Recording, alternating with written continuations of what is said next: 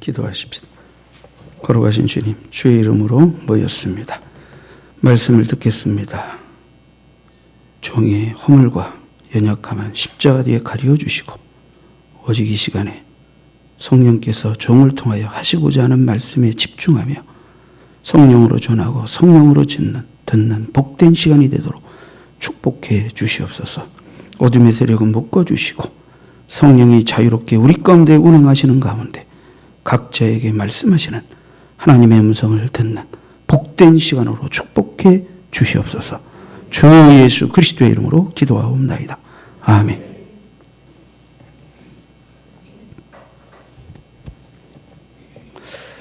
본문의 내용은 사울이 다윗을 죽이려고 다 자객들을 보냅니다.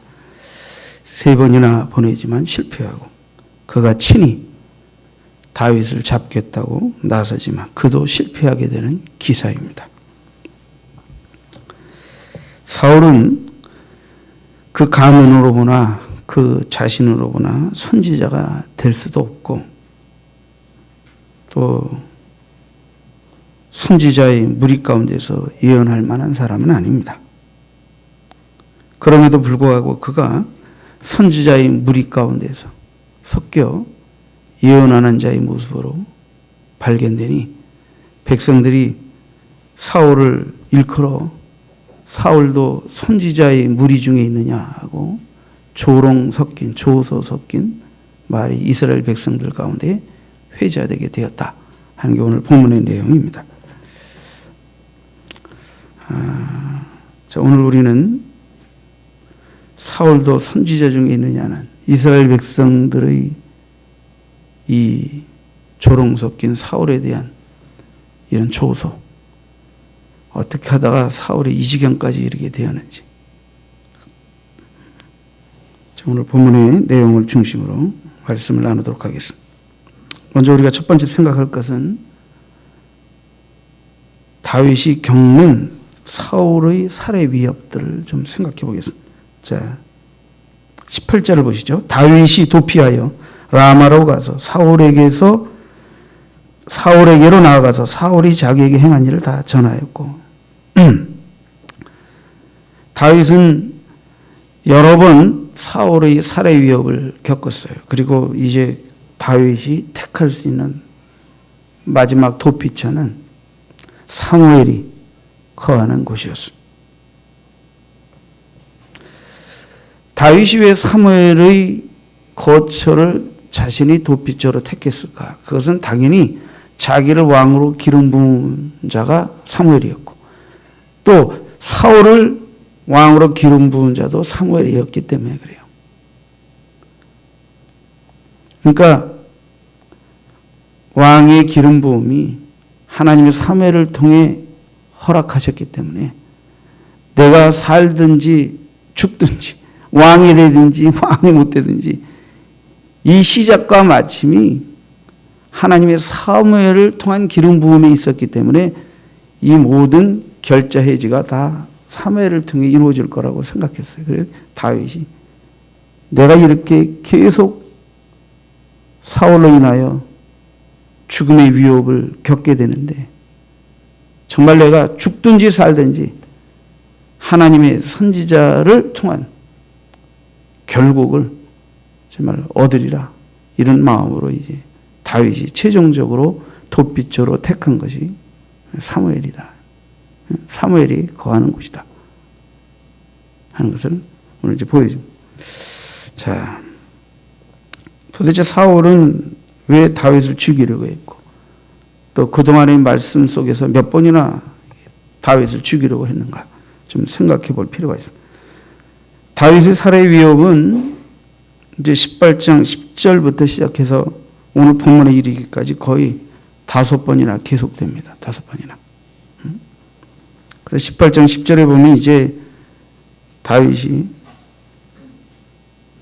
사울이 다윗을 죽이려 하는데 10절에 보시죠. 18장 10절에 보니까 그 이튿날 하나님께서 부리신 악령이 사울에게 힘있게 내림에 그가 집 앞에서 정신없이 떠들어대므로 다윗이 평일과 같이 손으로 수금을 타는데 그때에 사울의 손에 창이 있는지라 그가 스스로 이르기를 내가 다윗을 벽에 박으리라고 사울이 그 창을 던졌으나 다윗이 그의 앞에서 2번 피하였더라.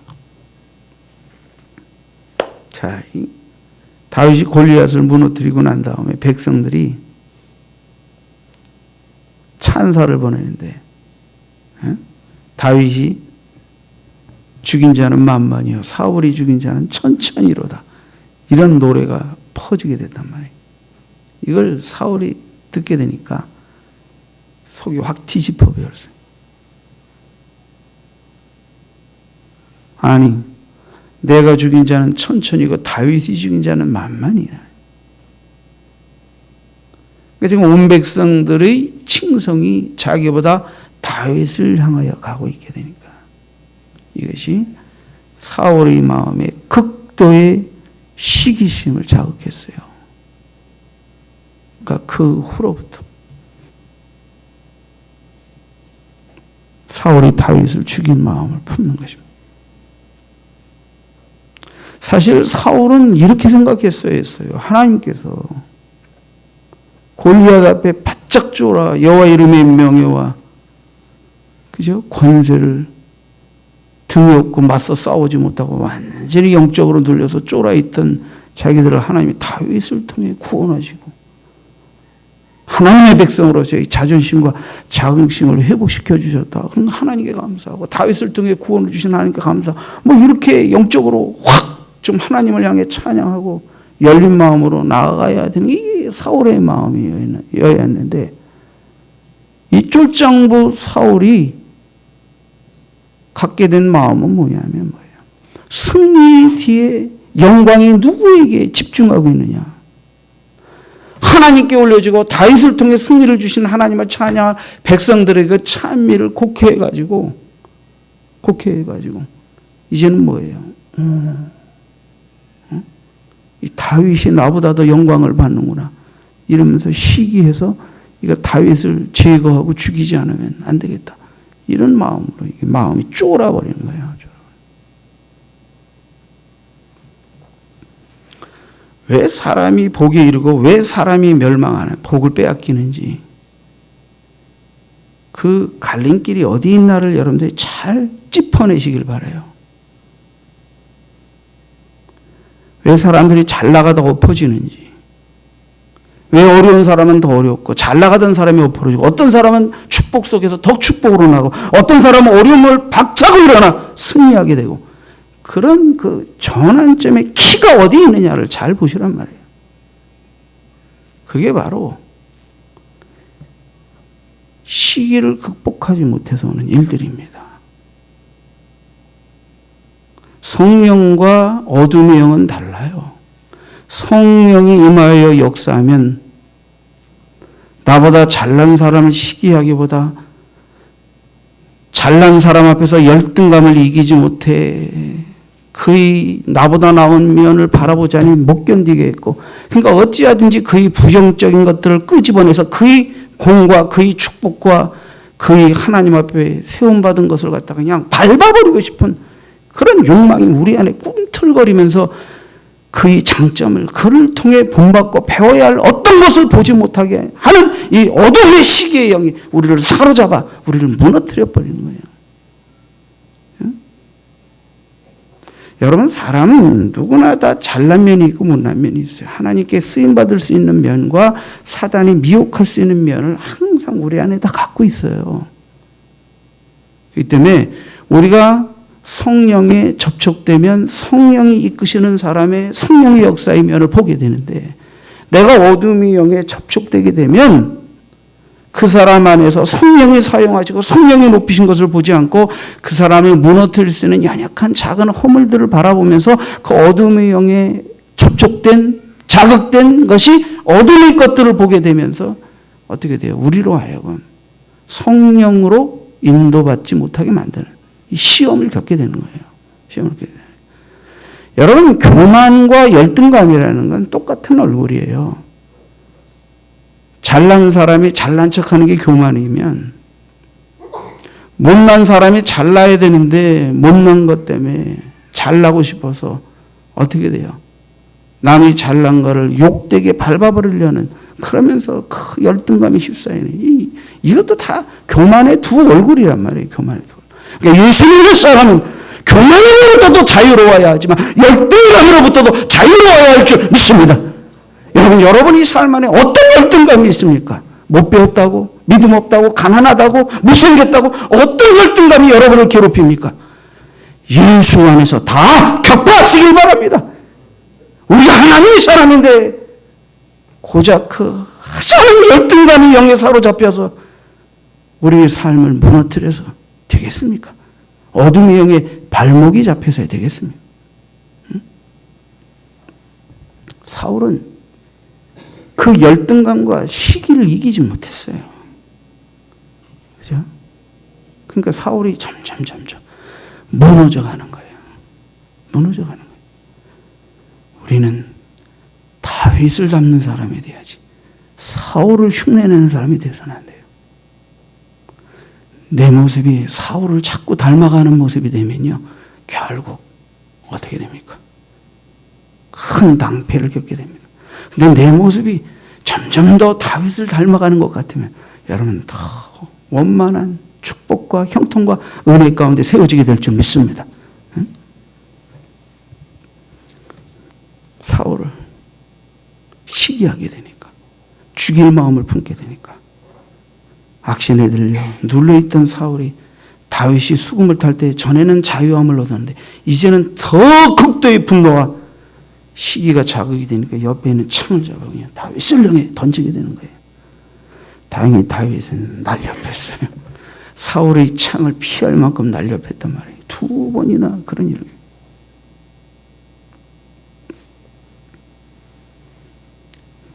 근데 이런 사울 옆에 사울의 아들 요나단이 있었는데 요나단은 다윗을 너무 흠모했어요. 그의 믿음과 그의 용기가 너무 사랑스러워서 그와 의형제를 맺어버렸어요. 우리는 흔히 그에 비해 그 아들, 그 부모의 그 자식이라는 부정적인 표현도 하지만 성경에 보면 아비를 닮지 않은 자가 있어요. 사울을 닮지 않은 자가 있어요. 비록 그의 육신의 아들이지만 하나님을 경외하고 정의가 무엇이고 공평이 무엇이고 진실이 무엇인지 정직하게 반응할 줄 아는 영성을 지닌 자가 나와요. 그게 사울의 아들 요나단이라는 인물이에요. 요나단은 그 아비 사울이 다윗을 죽이려 하는 마음을 품는 것 자체에 대한 부당성을 고변합니다. 다윗을 죽여서는 안 됩니다. 그것은 부당하고 하나님의 뜻에 어긋나는 것임을 항변합니다. 그리고 계속 아버지가 계속 다윗을 죽이려고 하게 되니까 다윗을 보호하려고 합니다. 아버지 그 살해의 위협으로부터 지켜주고 싶어 합니다. 요나단은 왕인 아버지에게도 충성스러운 신하이기를 원했지만 하나님이 아끼시고 정의롭게 사용하시는 다윗의 의형제가 되어 다윗도 보호하고 살리고 지키고 싶어 했던 이 두 사이에서 딜레마를 겪으며 하나님 앞에 충성하는 요나단을 보십시오. 오늘은 요나단에 관한 설교가 주제는 아니니까 그냥 이렇게 넘어갑니다.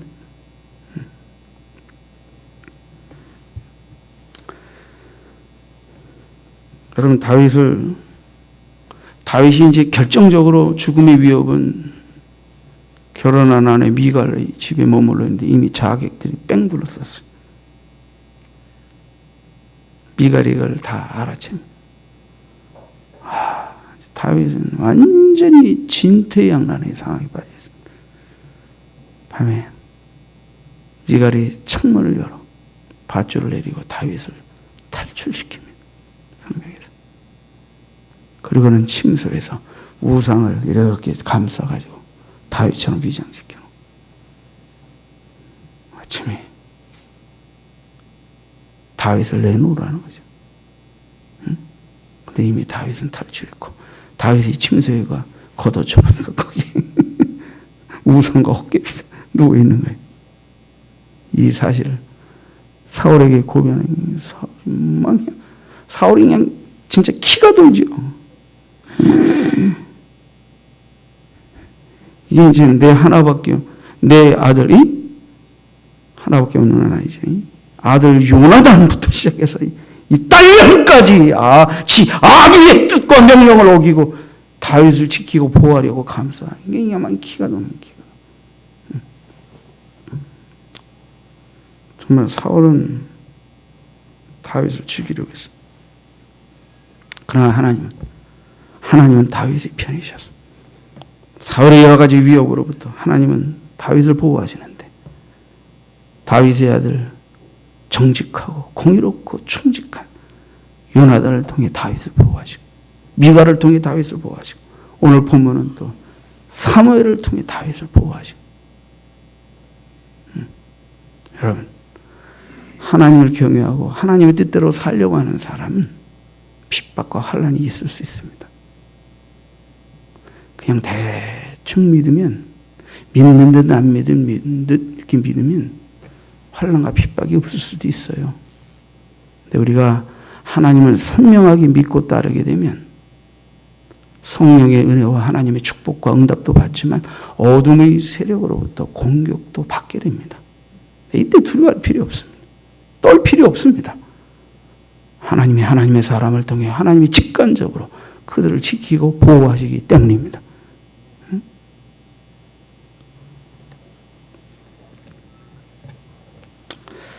자, 다윗은 이런 여러 가지 살해 위협으로부터 도피처를 택하는데 그게 바로 사무엘에게로 나아가는 것이었어요. 다윗이 어떤 살해 위협을 당했는가 이런 것들은 18장, 19장, 오늘 본문 2장까지 내용을 여러분들이 집에 가서 좀 읽어보시기 바랍니다. 너무 재밌어요. 흥미진진하고. 이런 거 읽을 땐 졸음도 안 와요. 너무 재밌어서. 마태복음 1장 표금 누가 낳고 하다 보니까 2장도 들어가기 전에 조시는데 사무엘상 읽으면요. 졸음이 확 깹니다.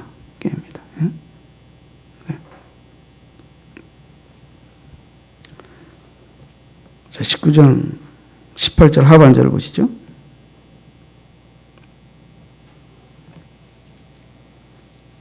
19장 18절 하반절. 19절. 어떤 사람이 사울에게 하반절.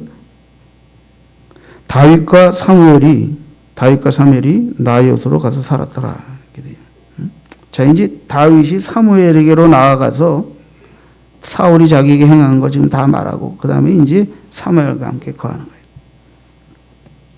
사실 다윗이 사무엘과 그냥 나이옷으로 가서 살았다.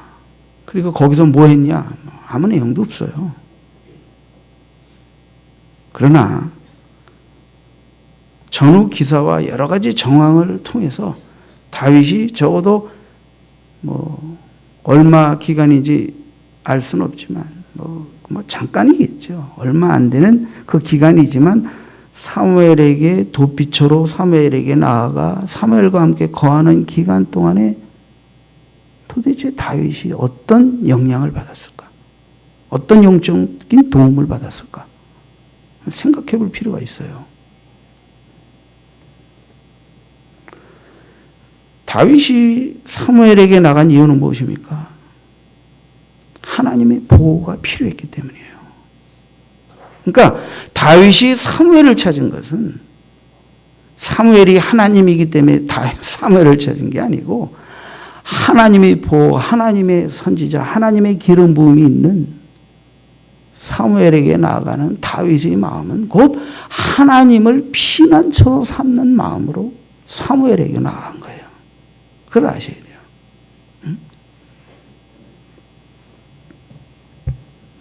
사무엘은 다윗의 피난처였고 사무엘은 피난처이신 하나님의 보호의 품을 제공하는 그런 상징적 의미를 지닌 자가 사무엘이고 다윗에게 사무엘은 그런 의미가 있는 것입니다. 그런 의미가 있는 것입니다. 여러분도 신앙생활하면서 여러 가지 어려운 일이 있을 때 누구를 찾게 됩니까? 당연히 하나님을 찾죠. 기도하죠, 어느 곳에서. 근데 보세요. 왜 하나님의 사람을 찾습니까? 하나님의 사람을 통해 하나님이 주시는 음성과 뜻과 보호와 임재하심을 만나기 위해서죠. 어려울 때 하나님의 사람을 찾으십시오. 하나님을 찾는 마음으로 하나님의 사람을 찾으면, 하나님의 사람 이꼴 하나님은 아니지만 하나님의 사람을 통해 하나님이 말씀하시고 함께 하시고 도우시는 지혜가 있다는 것을 여러분들 믿으시기 바랍니다.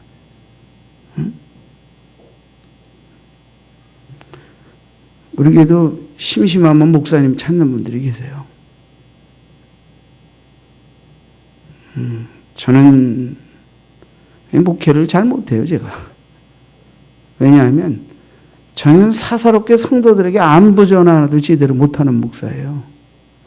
이런 거 생각하면 우리 교회 벌써 절단나고 나도 목회자 자격을 잃고 아마 여기서 설교도 못할. 성도들에게 안부 전화나 따뜻하게 못하는 목사가 뭔 목사입니까?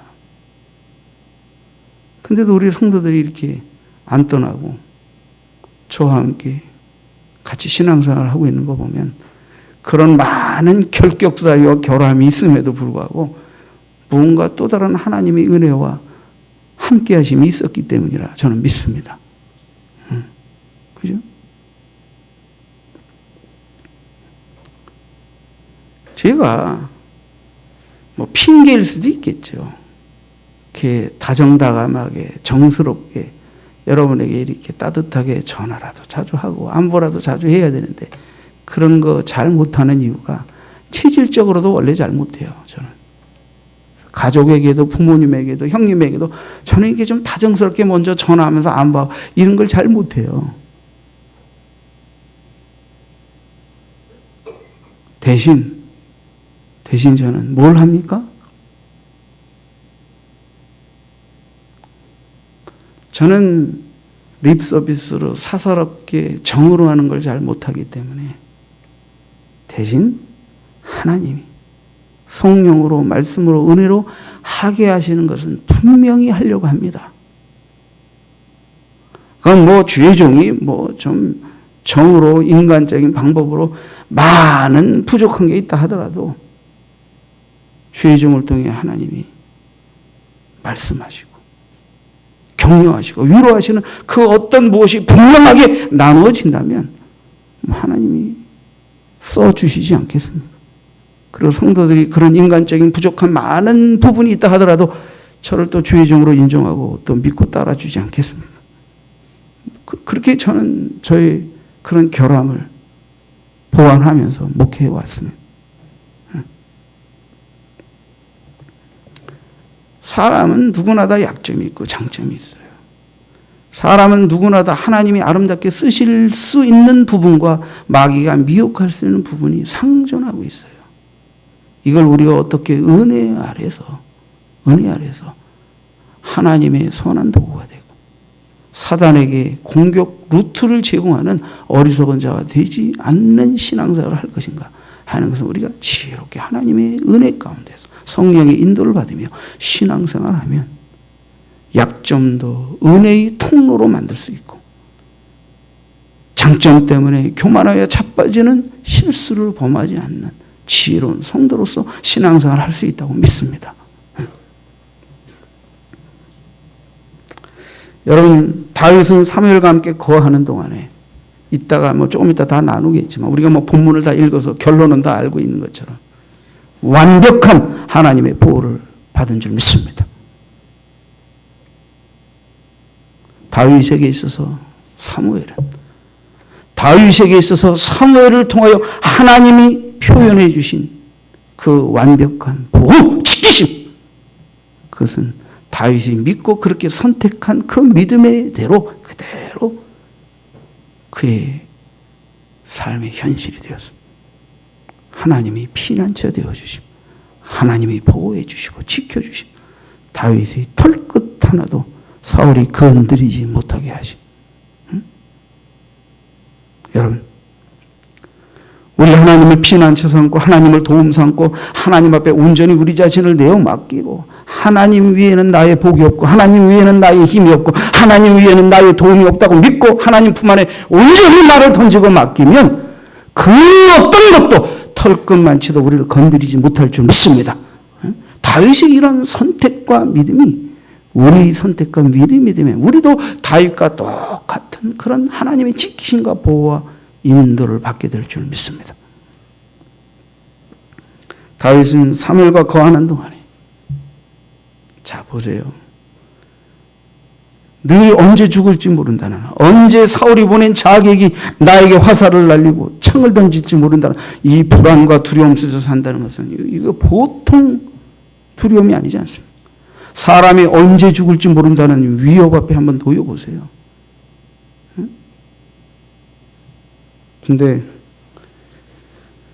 다윗이 사무엘에게 왔는데 거기서는 그런 두려움과 불안 속에서 덜덜덜덜 떨 새가 없어요. 다윗이 지금 어디가 있어요? 라마나요에 있는 사무엘에게 갔는데 그 라마나요는 뭡니까? 사무엘이 운영하는 선지자교가 있는 거예요. 사무엘이 거기서 사무엘로부터 많은 선지자 후보생들이 선지자 교육을 받고 있어요. 그들이 거기서 성령의 기름 부음을 받고 충만하여 하나님을 시와 참미와 신령한 노래로 찬양하고 예언하는 훈련을 받고 있었어요. 다윗이 잠시나마 사무엘이 경영하는 선지자 학교에서 다윗은 선지자가 아니었지만 사무엘과 함께 거하며 거기서 지내는 동안 성령의 충만 속에서 성령의 기름 부으심 속에서 하나님을 찬양하고 성령 안에서 기뻐하고 하나님의 음성을 듣고 시대를 분별하고 하나님의 예언을 접하는 이런 것들을 목격하고 그도 그런 감동 가운데 거하게 되는 기간을 갖게 되니 뭐 사울의 위협으로부터 도피하여 사무엘에게로 나아가는데 이것이 다윗에게는 선지자께서 선지자가 아님에도 선지자로서의 삶의 어떤 영성을 배우는 어떤 기간을 다윗이 갖게 되었음에 틀림이 없습니다. 그리고 신약성경은 다윗을 뭐라고 지칭합니까? 다윗은 선지자였다고.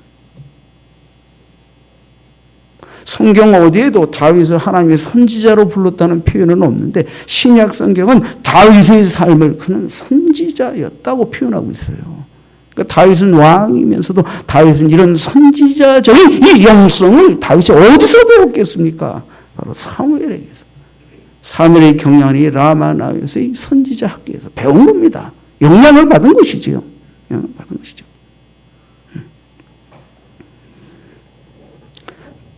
사무엘은 다윗에게 성령으로 말미암은 하나님의 임재와 하나님의 음성을 듣는 법과 성령에 감동되어 하나님을 찬양하고 새노와 신령한 노래로 영광 돌리는 것이 무엇인지를 배웠던 거예요.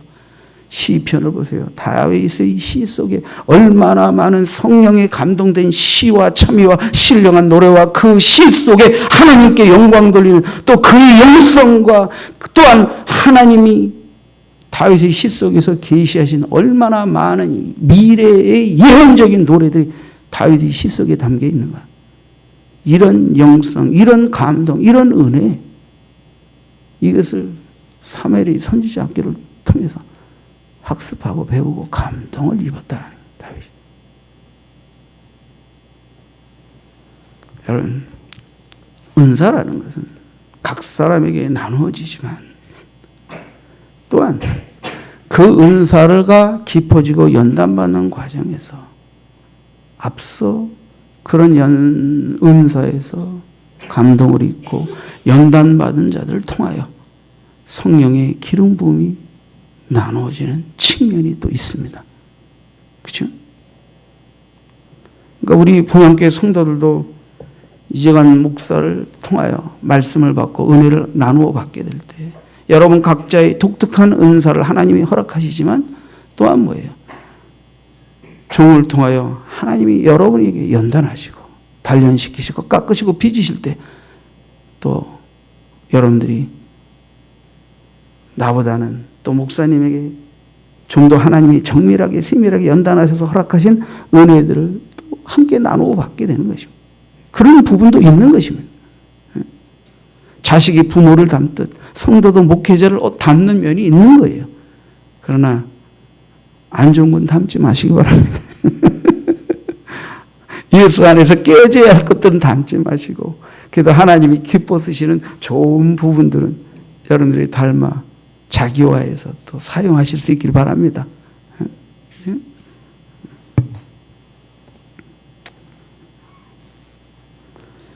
사랑은 누구와 함께 하느냐가 중요해요.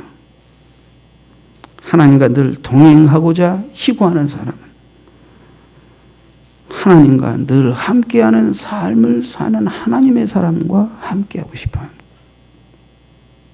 늘 깨어 기도하며 나도 응답을 받고 중보 기도자가 되기를 원하는 사람은 늘 영적으로 깨어 하나님 앞에 기도로 나아가는 자들과 함께하고 싶어합니다.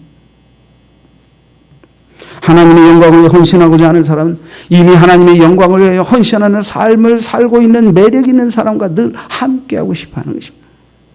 하나님의 말씀에 깨달음이 넘치고 하나님의 말씀에 지각을 얻기를 원하는 사람은 무언가 하나님의 말씀을 깨닫고 하나님이 주신 아름다운 영적 지각이 있는 사람을 흠모하여 그와 함께하고 그의 많은 것들을 나누어 받기를 원하는 사모함이 있는 것입니다. 하나님은 은혜를 우리에게 주십니다. 직접 주시기도 하지만 이렇게 이미 은혜를 주시고 성령으로 축복하신 사람들을 통해 그런 은혜와 은사와 능력을 나누어 주기도 하시는 것입니다. 그러므로 우리가 믿음이 좋고 하나님의 영광을 위한 사람이 되려고 하면 하나님의 사람과 함께해야 합니다. 하나님의 사람과 자주 많이 접촉해야 하는 것입니다. 여러분, 육이 마음이 엉클어진 사람과 자꾸 접촉하면 내 심령이 깨져요. 악한 것에 영향을 받는다는 말이에요. 그들과 아예 접촉하지 말라는 말은 아니에요. 우리가 성령 충만하고 말씀 충만하여 그것을 대적하고 깨트리고 치료하고 은혜를 나눌 수 있는 자로 접촉해야지. 오염되고 같이 타락하는 접촉으로 물려가는 자가 되어서는 안 되는 것입니다. 여러분, 우리가 영적으로 좋아지고 믿음이 좋아진다는 것은 가만히 앉아서 그냥 되는 게 아닙니다. 끊임없는 하나님 편의 선택, 말씀의 선택, 성령에 대한 사모함, 하나님의 사람을 닮고자 하는 흠모함을 여러분들 구체적으로 삶 속에서 마음으로 행동으로 실천하며 다가갈 때 좋아지는 거예요. 발전하는 거예요. 성숙해지는 거예요. 다윗이 왜 선지자라고 일컬어졌을까에 대한 근거를 여러분들에게 지금 말씀드린 겁니다. 자, 그럼 세 번째 마지막으로 이제 라마나요세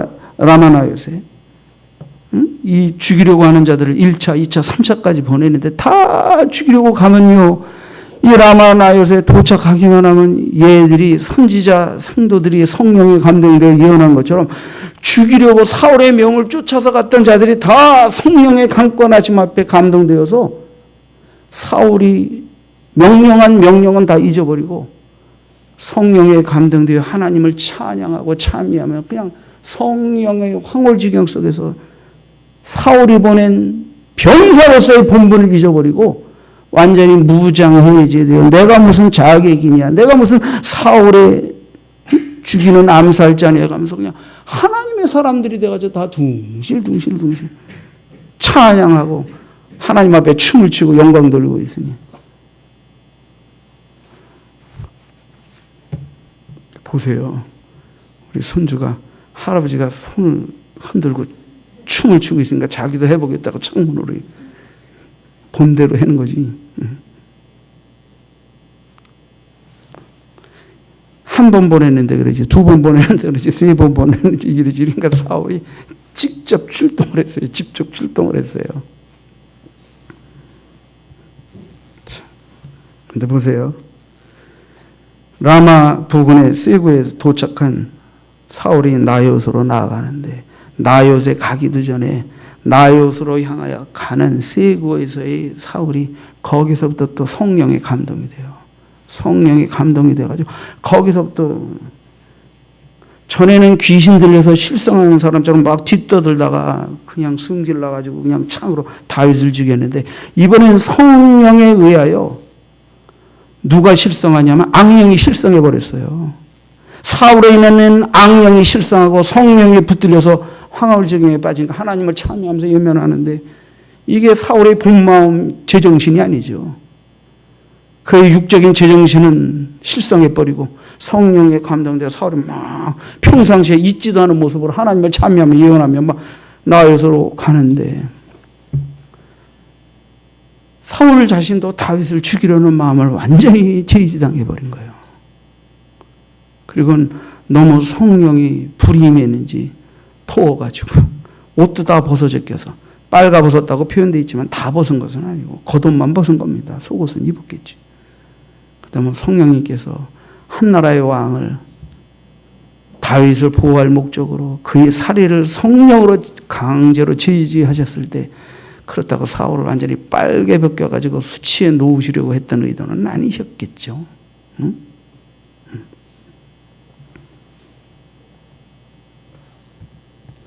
사울조차도 성령의 강권하심 앞에 점령당해서 선지자의 영성도 선지자도 아닌 그들이 선지자 생도들과 함께 섞여서 하나님을 찬미하고 신령한 노래를 부르고 예언하는 자 무리 속에서 그것도 한두 시간도 아니고 하루 밤낮 하나님 앞과 사무엘 앞에서 다윗이 지켜보는 앞에서 겉옷 다 벗어제끼고 완전히 성령의 황홀지경 속에서 찬미하고 예언하며 하루 밤낮을 그러고 있으니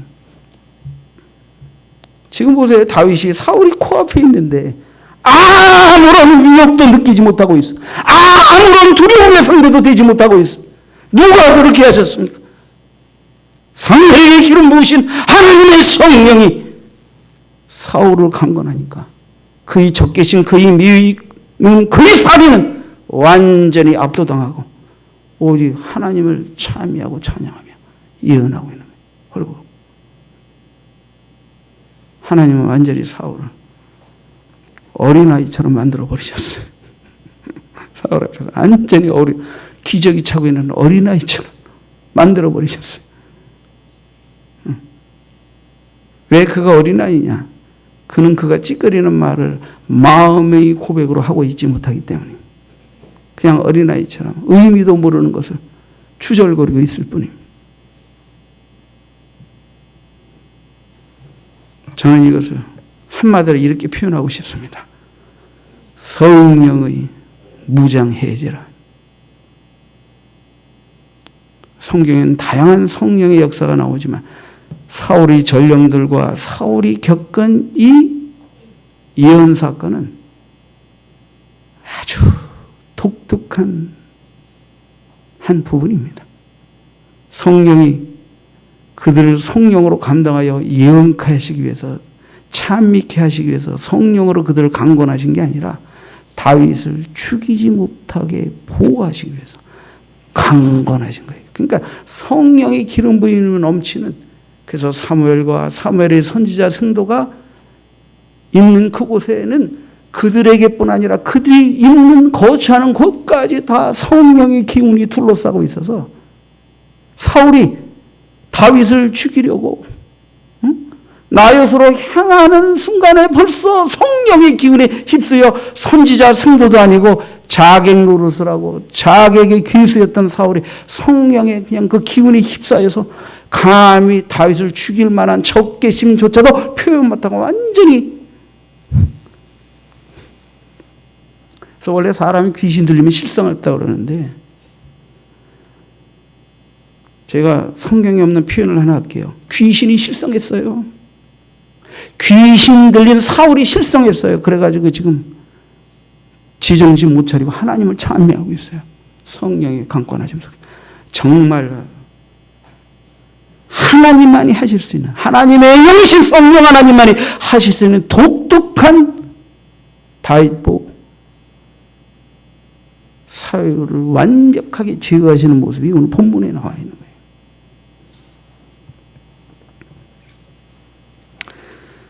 사울에게 있어서 성령의 역사는 하나님이 그를 사용하시고 영광 받으시려는 성령의 역사라기보다는 그의 살이와 그죠? 죽음의 위협을 완벽하게 제어하시려는 의미가 있다 이렇게 볼 수가 있습니다. 성령의 권능으로 사울은 이씨나마 하나님의 사람이 아님에도 불구하고 하나님의 사람처럼 하나님을 찬미하는 자가 되었습니다. 여러분, 우리 이러한 모습 속에서 정말 성령에 의하지 않고는 인간의 살이와 죄, 멸망으로 가는 죄가 제거되기 어렵다는 것을 우리는 알아야 합니다. 우리가 성도로서 살아가지만 성령의 도구가 될 수 있는 아름다운 영적인 마음과 끊임없이 사단으로부터 유혹당하고 미혹당하는 사단적인 마음이 우리 안에 있는데 이것을 깨트리고 이 육의 소욕을 깨트리고 우리가 끊임없이 성령의 소욕에 이끌림 받는 하나님의 사람이 되기 위해서는 끊임없이 성령의 능력이 우리를 제어하고 지배하시지 않으면 안 된다는 것을 우리는 알아야 합니다. 사울은 강권적으로 일시적으로 그의 살해를 제어받았지만 우리는 우리 구주 예수 그리스도를 구주와 주인으로 모시고 하나님이 성령으로 인쳐주시고 충만케 하시고 기름 부어주신 하나님의 사람이기 때문에 우리는 끊임없이 계속해서 하나님이 주인됨을 고백하며 우리 주님의 대속을 믿으며 성령 충만함을 사모하며 우리는 그 성령이 우리 안에서 우리의 육을 제어하고 우리의 미움과 시기를 제어하고 하나님의 복된 믿음의 자리로 인도하시는 은혜 가운데 인도함 받는 그런 성도로 택함 받은 줄 믿습니다. 그는 옷을 벗고 사무엘 앞에서 하룻밤 낮에 벗은 몸으로 예언하며 누워 있습니다. 다윗과 사무엘의 차이. 다윗은 사울이 던지는 창을 피해야 죽지 않았습니다.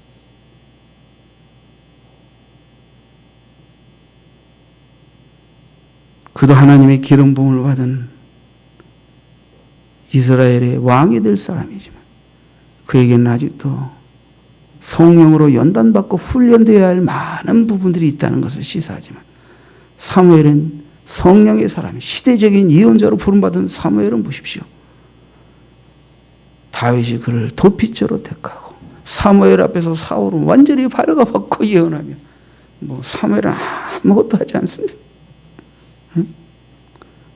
정말 한 나라의 왕이고 군사를 가진 자라 하더라도 지금 사무엘 앞에서 완전히 쪽도 못 쓰고 뻘거벗고 앉아서 사무엘에게 기름 부으신 하나님의 성령의 강권하심 앞에서 그냥 귀신이 맥을 못 쓰고 사울의 시기심과 적개심과 살이가 맥을 못 쓰고 그의 입술과 온몸이 하나님을 찬미하는 도구가 되고 있는 모습 다윗이 옆에서 지켜볼 때 그 사무엘의 영성과 그 영역과 하나님이 함께 하시는 자의 그 하나님의 그 권능이 얼마나 눈앞에 펼쳐질 때 다윗은 좀 얼마나 놀라웠겠습니까?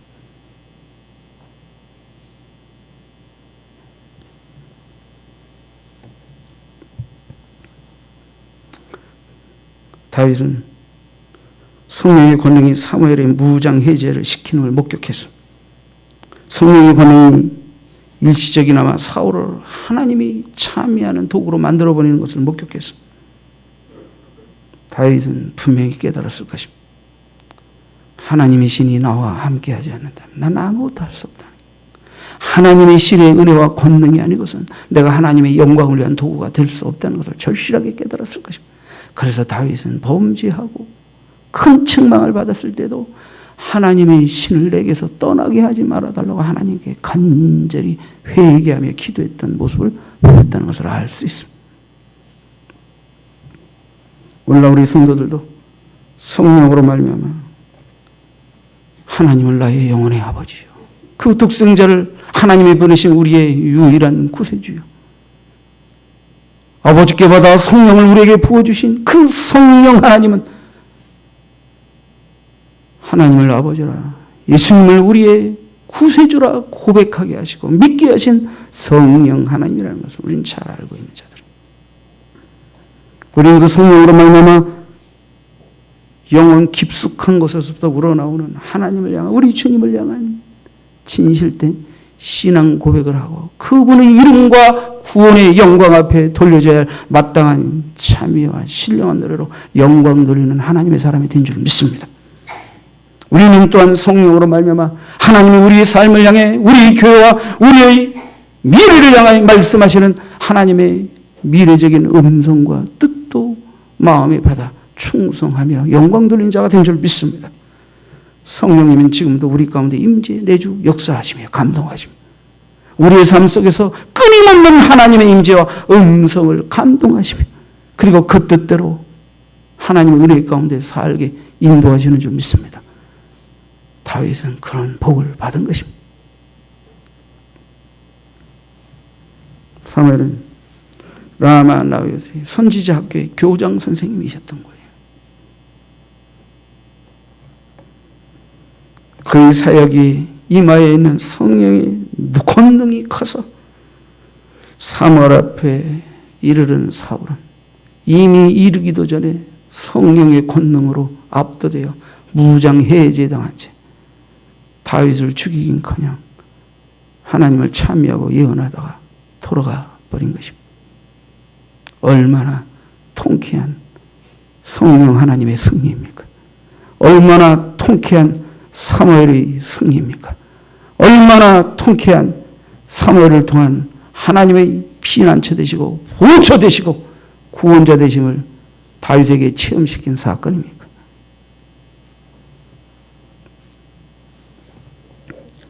사랑하는 성도 여러분, 우리도 하나님의 성령의 권능을 더 사모하십시다.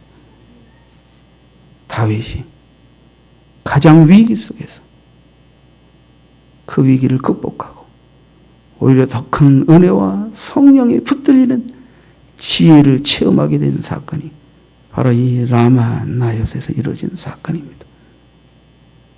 그는 살려고 죽음의 위협에서 벗어나고자 나에게 기름 부으신 당신으로 인하여 나는 이렇게 죽게 되는데 대책을 좀 가르쳐 주십시오 하고 사무엘을 찾았는데 다윗이 얻은 비책이 무엇입니까? 사무엘과 함께 하시는 성령, 내게 기름 부으신 그 성령이 나를 지키시고 나를 승리의 삶으로 이끄실 것이라는, 다시 말하면 성령 하나님께 온전히 붙들리는 삶이 다윗이 얻은 대답인 것입니다. 사랑하는 성도 여러분, 저는 늘 죽어요다. 성도들이 저를 위해 기도할 때 대부분의 기도 제목이 두 가지뿐입니다. 성령 충만, 말씀 충만. 제발 좀 목사님이 성령 충만하도록, 말씀 충만하도록 기도해 주십시오. 요새 건축하느라고 기도 제목이 조금 바뀌긴 했지만 조금 이따 도로 원래로 돌려놓을 거예요. 제가 무슨 신령한 목사, 능력 있는 목사가 되고자 이 기도 제목을 올린 게 아닙니다. 최소한